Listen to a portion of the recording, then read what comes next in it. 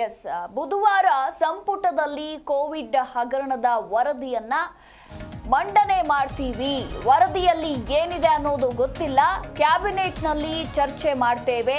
ಎಷ್ಟು ಭ್ರಷ್ಟಾಚಾರ ಆಗಿದೆ ಎಂಬುದು ನನ್ನ ಗಮನಕ್ಕೆ ಬಂದಿಲ್ಲ ಅಂತ ಚಾಮುಂಡಿ ಬೆಟ್ಟದಲ್ಲಿ ಪ್ರಾಧಿಕಾರದ ಸಭೆ ಬಳಿಕ ಸಿಎಂ ಸಿದ್ದು ಹೇಳಿಕೆಯನ್ನ ಕೊಟ್ಟಿದ್ದಾರೆ.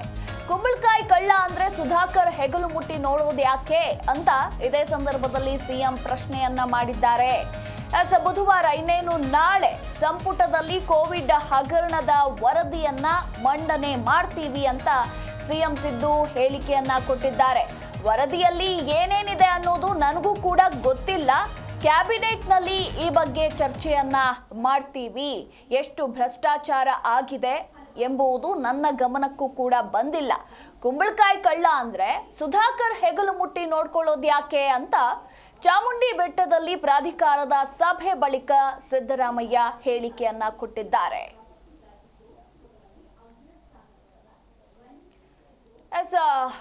ಮೈಸೂರಿಗೆ ತೆರಳಿರುವ ಸಿಎಂ ಸಿದ್ದು ಚಾಮುಂಡಿ ದೇವಿಯ ದರ್ಶನವನ್ನ ಪಡೆದುಕೊಂಡು ಪ್ರಾಧಿಕಾರದ ಸಭೆಯನ್ನ ನಡೆಸಿದ್ರು. ಇನ್ನು ಸಭೆ ಬಳಿಕ ಮಾಧ್ಯಮದವರ ಜೊತೆ ಮಾತನಾಡುವಂತಹ ಸಂದರ್ಭದಲ್ಲಿ ಬುಧವಾರ ಸಂಪುಟದಲ್ಲಿ ಕೋವಿಡ್ ಹಗರಣದ ವರದಿಯನ್ನ ಮಂಡನೆ ಮಾಡ್ತೇವೆ.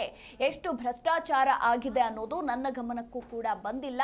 ಹಾಗೆ ವರದಿಯಲ್ಲಿ ಏನೇನಿದೆ ಅನ್ನೋದು ಕೂಡ ನನಗೆ ಗೊತ್ತಿಲ್ಲ. ಕ್ಯಾಬಿನೆಟ್ನಲ್ಲಿ ಇದೆಲ್ಲವನ್ನು ಕೂಡ ಚರ್ಚೆ ಮಾಡ್ತೇವೆ ಅಂತ ಹೇಳಿಕೆಯನ್ನ ಕೊಟ್ಟಂತಹ ಸಿಎಂ ಸಿದ್ದು ಇದೇ ಸಂದರ್ಭದಲ್ಲಿ ಮಾಜಿ ಸಚಿವ ಸುಧಾಕರ್ಗೆ ತಿರುಗೇಟನ್ನ ಕೊಟ್ಟಿದ್ದಾರೆ.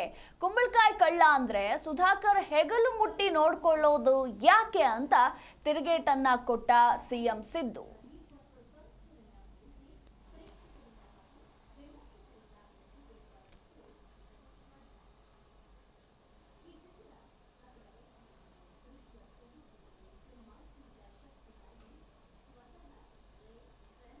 ಕೋರ್ಟ್ ತೀರ್ಮಾನದಂತೆ ಪ್ರಾಧಿಕಾರದ ಮೊದಲ ಸಭೆ ಇತ್ತು. ಹಿಂದೆಯೂ ಪ್ರಾಧಿಕಾರ ಸರ್ಕಾರದ ಅಧೀನದಲ್ಲೇ ಇತ್ತು. ಸದಸ್ಯರು ಅಧ್ಯಕ್ಷರನ್ನ ರಾಜ್ಯ ಸರ್ಕಾರವೇ ನೇಮಿಸಿತ್ತು ಅಂತ ಚಾಮುಂಡಿ ಬೆಟ್ಟದಲ್ಲಿ ಮೊದಲ ಸಭೆ ಬಳಿಕ ಸಿಎಂ ಸಿದ್ದರಾಮಯ್ಯ ಹೇಳಿಕೆಯನ್ನ ಕೊಟ್ಟಿದ್ದಾರೆ. ಇವತ್ತು ಚಾಮುಂಡಿ ಬೆಟ್ಟದಲ್ಲಿ ಪ್ರಾಧಿಕಾರದ ಸಭೆಯನ್ನ ಹಮ್ಮಿಕೊಂಡಿದ್ರು ಸಿಎಂ ಸಿದ್ದು. ಇನ್ನು ಸಭೆಯ ಬಳಿಕ ಪ್ರತಿಕ್ರಿಯೆಯನ್ನ ಕೊಟ್ಟ ಸಿದ್ದರಾಮಯ್ಯ, ಕೋರ್ಟ್ ತೀರ್ಮಾನದಂತೆ ಪ್ರಾಧಿಕಾರದ ಮೊದಲ ಸಭೆ ನಡೆದಿದೆ. ಹಿಂದೆಯೂ ಕೂಡ ಪ್ರಾಧಿಕಾರ ಸರ್ಕಾರದ ಅಧೀನದಲ್ಲೇ ಇತ್ತು. ಸದಸ್ಯರು ಅಧ್ಯಕ್ಷರನ್ನ ರಾಜ್ಯ ಸರ್ಕಾರವೇ ನೇಮಿಸಿತ್ತು ಅಂತ ಚಾಮುಂಡಿ ಬೆಟ್ಟದಲ್ಲಿ ಮೊದಲ ಸಭೆ ಬಳಿಕ ಸಿಎಂ ಸಿದ್ದರಾಮಯ್ಯ ಹೇಳಿಕೆಯನ್ನ ಕೊಟ್ಟಿದ್ದಾರೆ.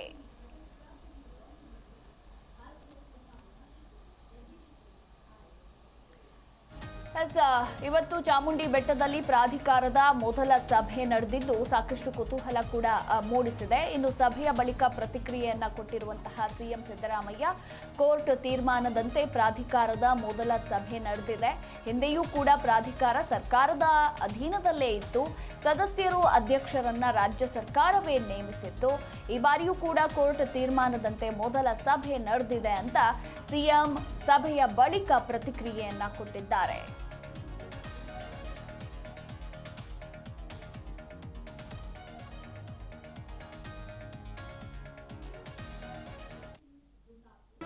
ಜಿ ಕನ್ನಡ ನ್ಯೂಸ್ ಈಗ ನಿಮ್ಮ ಮನೆಯಲ್ಲೇ ನೋಡಿ.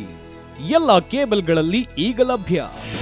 ನಿಮ್ಮ ನೆಚ್ಚಿನ ಜಿ ಕನ್ನಡ ನ್ಯೂಸ್ ಈಗ ಸನ್ ಡೈರೆಕ್ಟ್ ನಲ್ಲಿ number 292, Tata Play number 1664, Jio TV number 1334, NXT digital number 30, in cable number 30, city networks 51, U digital number 162, GTPL number 17, Rockline telecommunications number 42, Shri Basaveshwara cable number 168, rural cable network 60, Vinayaka digital 57, Abhishek cable 821, city channel 53, Siddeshwara cable network 57, ವಿ4 digital infotech 628, Surya digital networks 53, Gajanan digital number 836, Malnad infotech private limited number 56, metro cast number 830, victory digital number 167ರಲ್ಲಿ ನೋಡಿ ಆನಂದಿಸಿ.